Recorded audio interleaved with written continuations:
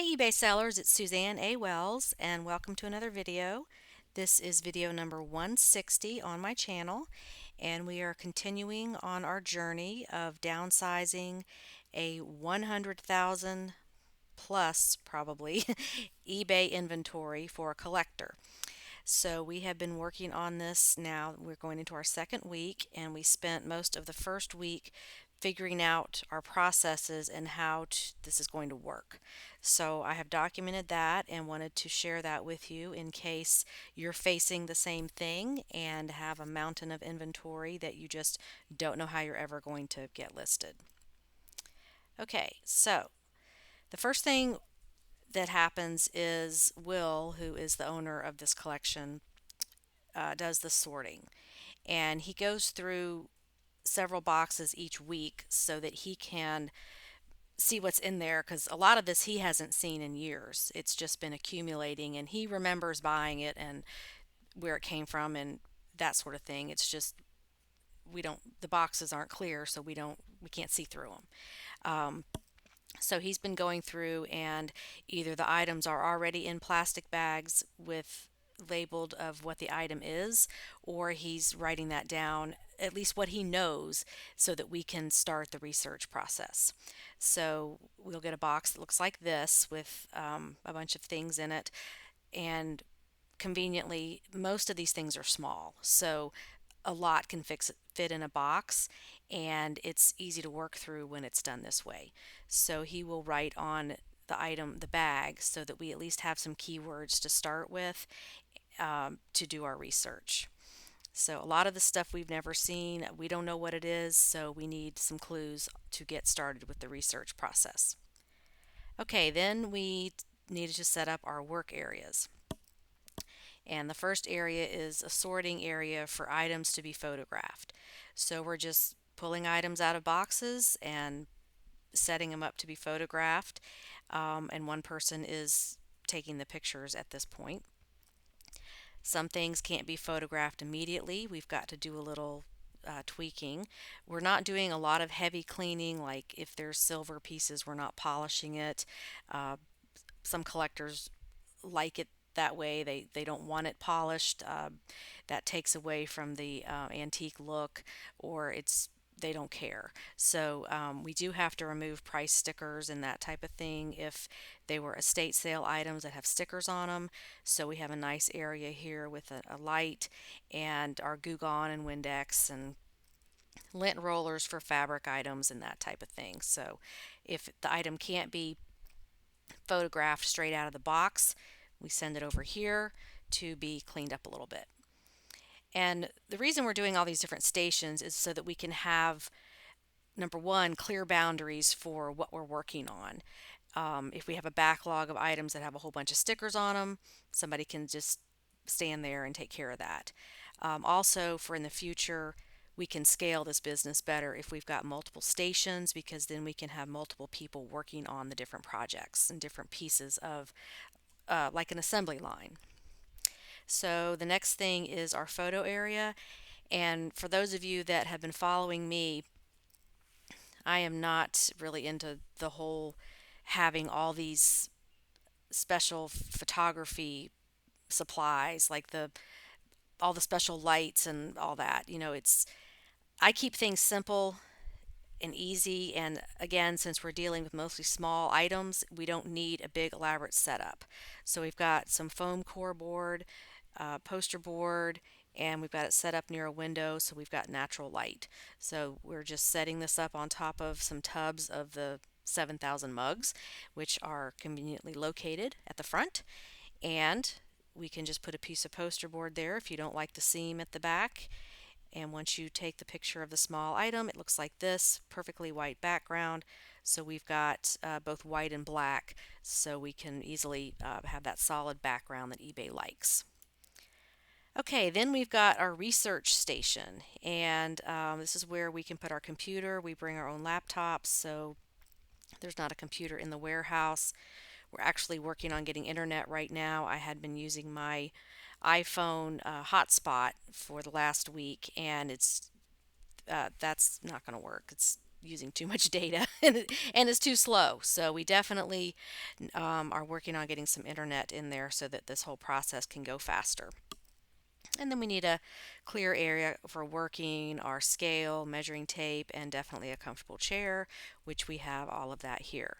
So what this person is doing, which is me, is taking the physical item, looking at it, writing the description and the title, weighing it, measuring it, getting all that information so then it can be handed off to someone to do the actual listing. So basically, to do the listing, we're working out of one box at a time.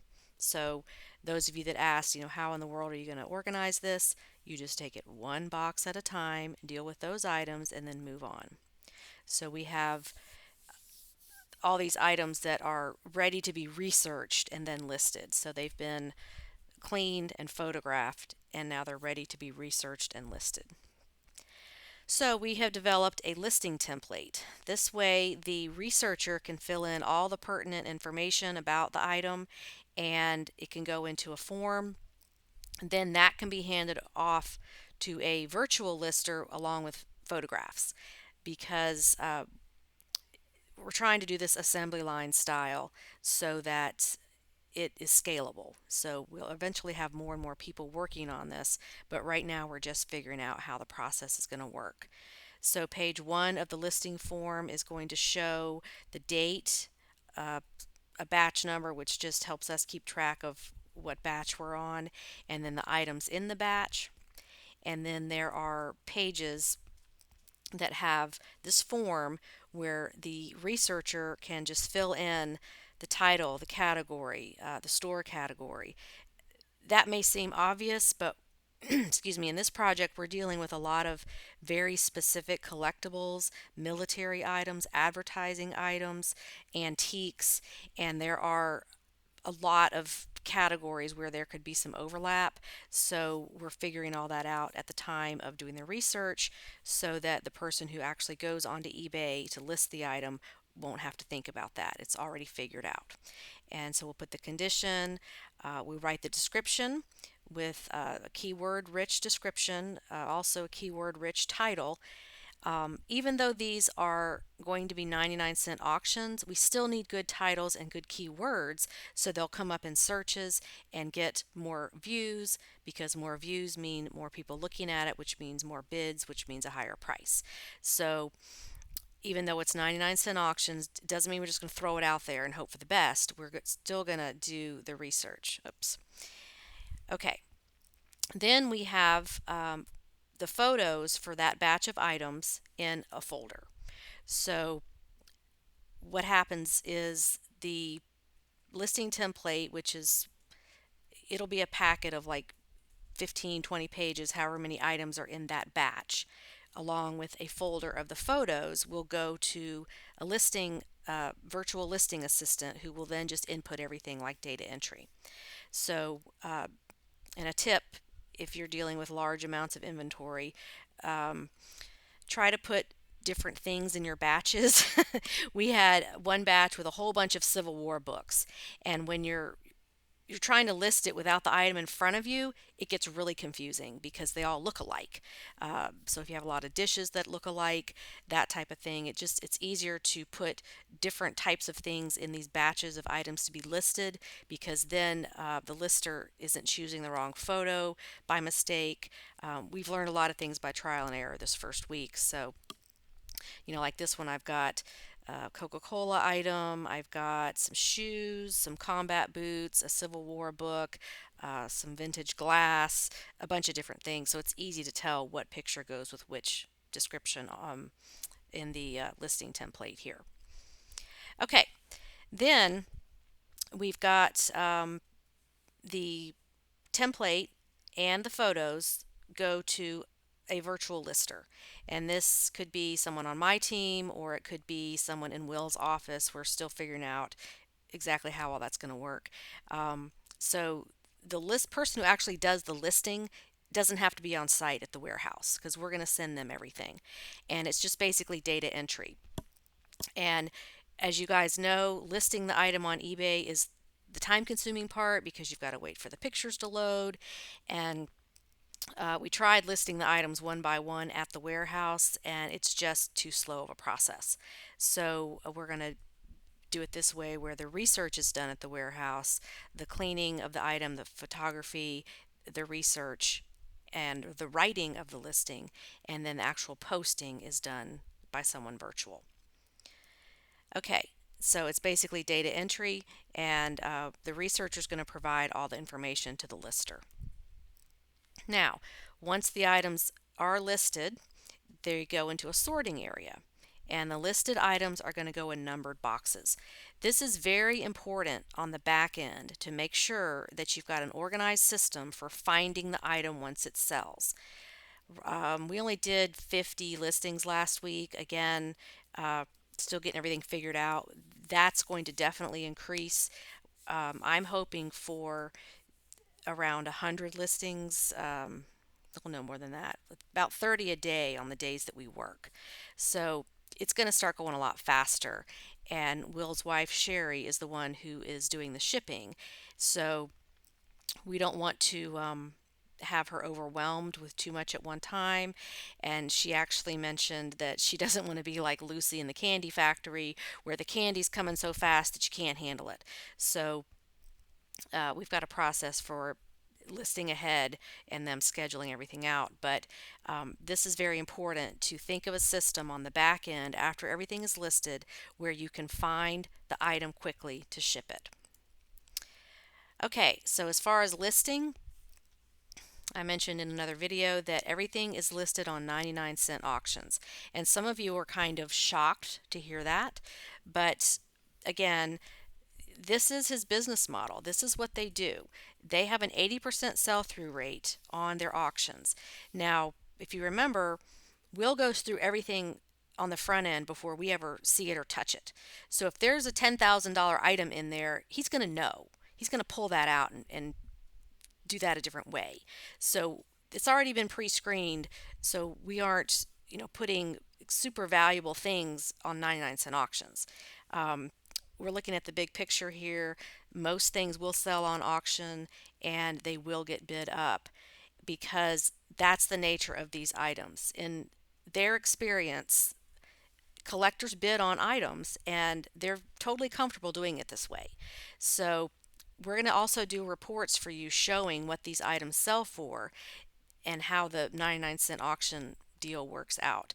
But again, Will is screening these items before we ever touch them. And so he's not going to give us something that's extremely valuable to put on a 99-cent auction. But what we're going to do is put everything into scheduled listings. If you're not familiar with this feature, eBay has a way to schedule listings so that they don't go live immediately. And so this gives us another check and balance so that Will and his wife Sherry can check over everything before it actually goes live.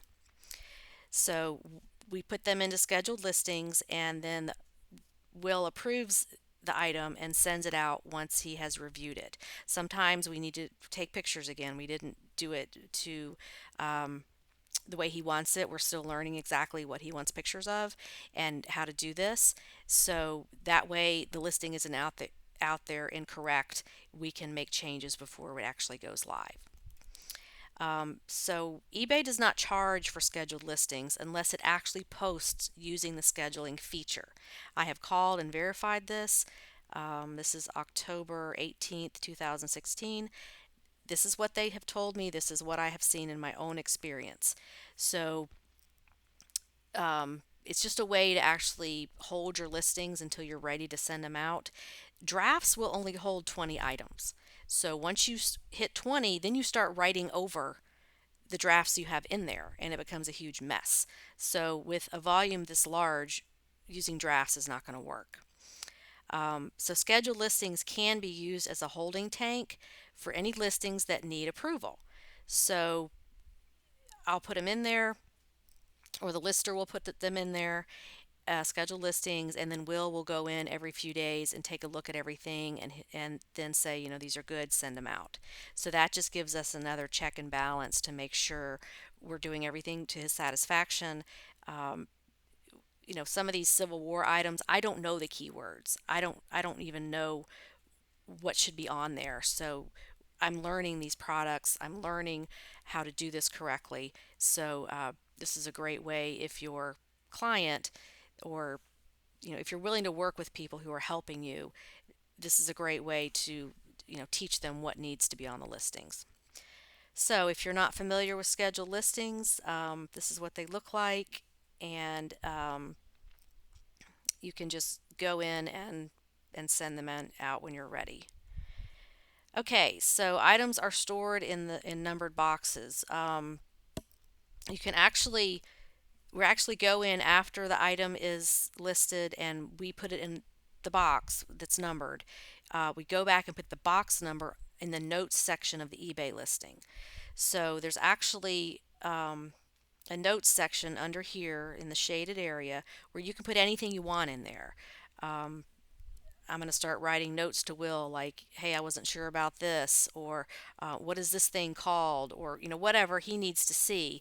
It's a great way to communicate back and forth when you've got several people working on the account. If you don't know how to use this, you just go to Action, either on a active listing, scheduled, any listing, and then Add Note. And then you can just put your note right here. And what's great about this is when something this shows up on your shipping workflow. So when you've got all these items that are ready to be shipped, this notes section is going to show, so it's got the box number right there. So if the lister needs to communicate something with the shipper, you can put your notes in here and everybody on the team can see what's going on. So we like that feature. Okay, so shipping. This is handled by Sherry, Will's wife, for now until she gets overwhelmed, and then we may have to figure out something else. Um, but she's coming to the warehouse every day to pick up items that have been paid for and are ready to ship, or like auctions that are about to end. She'll go ahead and get the item to have it ready to ship from home the next day. Um, she says they have really good experience with people paying. They don't have a lot of unpaid auctions, so that's good to know. So she can pull up the listing, go to the box it's in, get the item, have those ready to ship. So those are done from their home, not in the warehouse. Okay, record keeping. Of course, with me involved, we can't do anything without record keeping. I'm using the eSales bookkeeping spreadsheet, and this is what it looks like. Putting in the title, the eBay item number, the box number, and a column saying that my team listed this and the date listed. And what we're going to track here is revenue produced by uh, me and my team doing this project. So that's why my initials are in there. But things can be easily found by item number or title. Okay, weekly tracking. I'm hoping to do a video every week that will show you the number of items we listed for that week, the number of hours worked, the number of items sold that we listed, my team, not things that were already there or that Will is listing behind the scenes, and the amount of income produced by my involvement. Because what we want to see here is his investment in paying me and my team hourly paying off. I want to know that I'm earning my salary here by the sales paying for us doing the work. And everybody needs to be on the same page with that. So we're going to have videos about that, and we also will have a big calendar in the warehouse showing every week the cumulative total of what's been listed, what's been sold, and how much money this project has made, because that's what this is all about. So we have all this to go, and all this to go, and all this.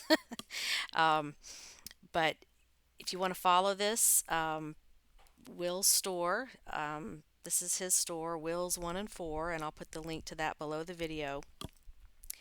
But that's what we've got set up so far for week 1. I would love your input, or if you have any questions about how this works. This can be done, I think, with a division of labor and an assembly line process. And once we get everything flowing, we can scale it with more people working on this. So thank you for watching and have a great day on eBay. Bye.